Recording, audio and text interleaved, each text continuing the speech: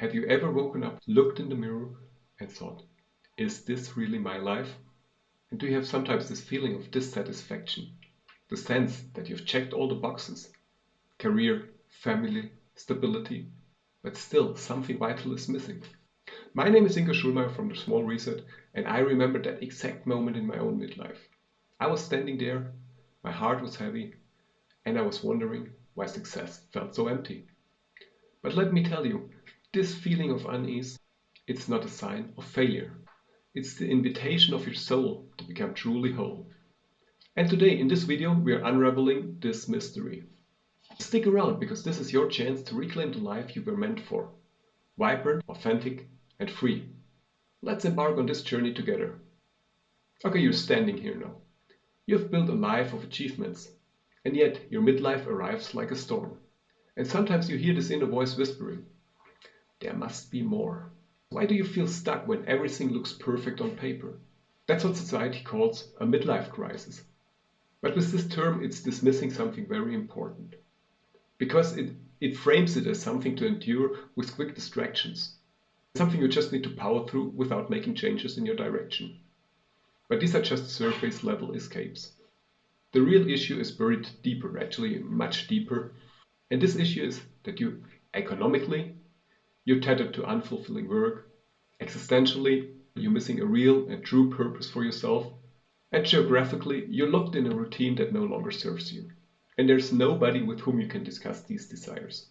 Because you're afraid of the judgment of others that will just say, come on, grow up. And this leads you to ignoring your true self, and the years just slip by in quiet regret. That's a heartbreaking story, isn't it? The problem when you're suppressing that inner call is that it leads to half-lived life. And your dreams and your vitality slowly fade away. But it's there you're feeling this discomfort. So instead of burying it, I encourage you to take it as a profound signal that is urging you to rise before it's too late. Are you ready to turn your desires into your greatest strengths? Then let's get started and dive into Carl Jung's individuation process. Carl Jung was a Swiss psychologist and actually the pioneer of depth psychology. And he viewed midlife not as a downfall, or not as some bad period we need to power through, but he saw it as the ultimate chance for individuation. And that means it's your psyche's quest for wholeness and unyielding sovereignty. And here at the Small Reset, we are harnessing this for professionals like you, and we're transforming this unrest and these unpleasant feelings into empowered freedom. By economic self-reliance through meaningful pursuits, by existential depth coming from an aligned purpose, and by geographic flexibility to live life on your own terms. And Carl Jung packed this individuation process into 4 stages. And these are tangible steps to ignite your transformation. The first one is you have to confront your shadow. The shadow is one of your archetypes. If you don't know what is the shadow, you can check out our last video where we go more in details on the different archetypes.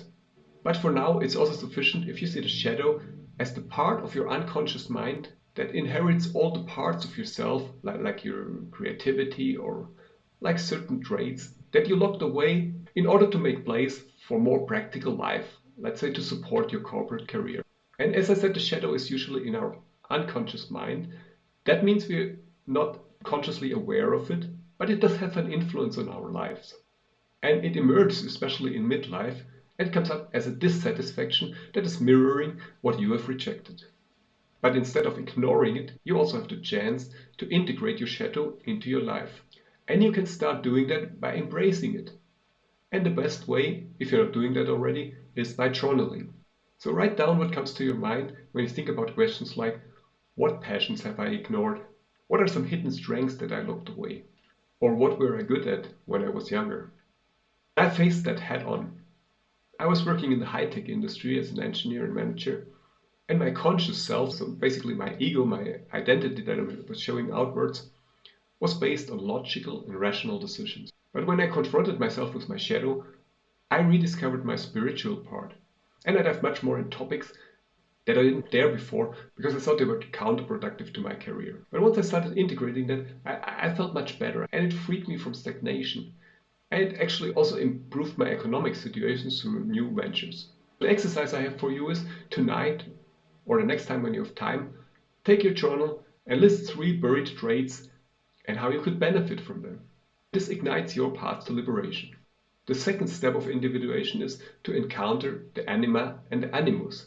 These are also archetypes, and they're basically the characteristics of the other gender. Let's say you're a man, these are feminine parts, and if you're a woman, these are masculine parts that we all have in ourselves. And we all know it, the masculine and the feminine are obviously different characteristics. Let's say the masculine is more on the rational, logical side, whereas the feminine is more on the feeling side, it's more on the intuition side. And none of us is one or the other. We all have traits from one and the other in ourselves. And in midlife, it's very typical that our counterpart is getting stronger and it asks us for more integration. For example, for harmonizing reason with emotion or intuition with action. Maybe suddenly we have the need for deeper connections or deeper relationships. And also here, if you feel it, you shouldn't dismiss it.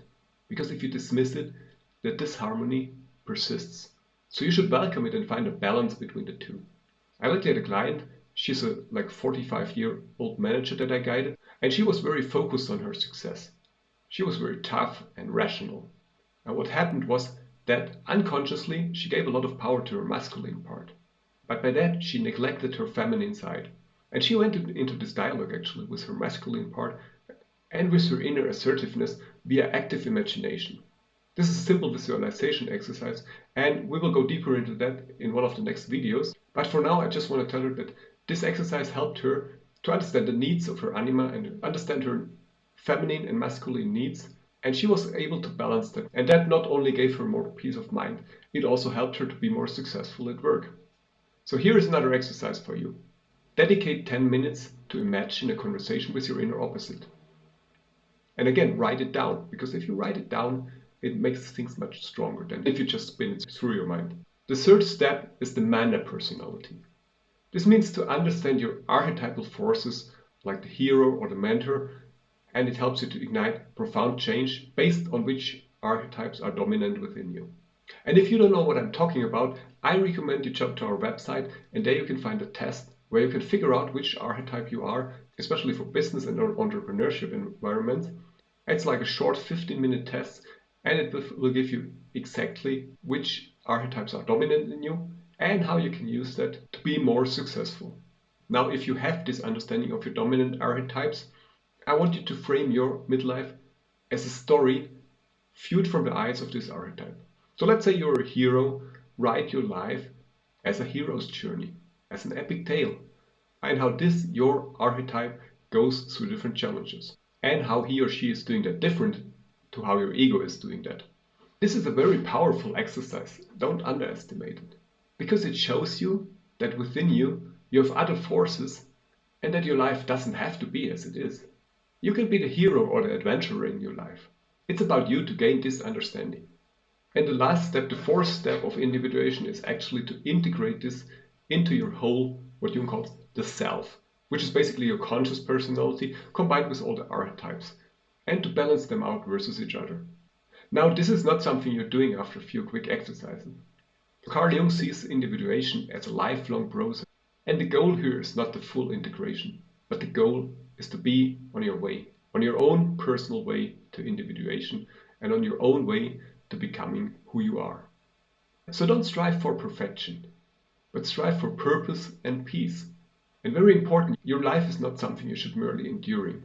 You should ascend in it, and you should rediscover your courage to live boldly and fully. You also don't have to do it alone. Get yourself support, talk with like-minded people, and do this journey together. And here in our community at the Small Reset, we're here to support you in your midlife reinvention.